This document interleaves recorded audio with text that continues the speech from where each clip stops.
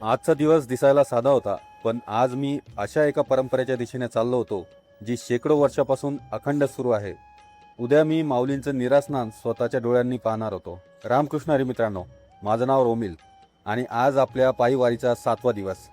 आजचा टप्पा होता जेजुरी ते वाल्हे. काल रात्री मल्हारी मार्तंडाचं दर्शन घेऊन आलो आणि दिवसभराच्या थकव्यामुळे अक्षरशः शेतातच झोपलो होतो. पण वारीत आरामाला फार वेळ नसतो. नेहमीप्रमाणे पहाटे 3 वाजता दिवसाची सुरुवात झाली. तयारी केली, हरिनामाचा गजर केला आणि हजारो वारकऱ्यांसोबत वाल्हेकडे चालायला सुरुवात केली. पहाटे हवेत गारवा होता आणि प्रत्येकाच्या उठावर एकच नाव, रामकृष्ण हरी. पण जसजसा सूर्य वर चढत गेला तसतसं थंड वातावरण कडक उन्हात बदलत गेलं.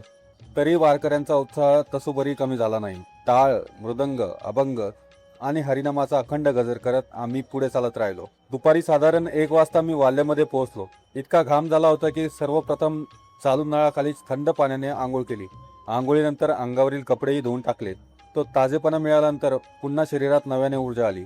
आज माऊलींचा मुक्काम वाल्ह्यामध्ये होता, पण माझी दिंडी वाल्ह्याच्या पुढे नीरा गावात मुक्कामी होती.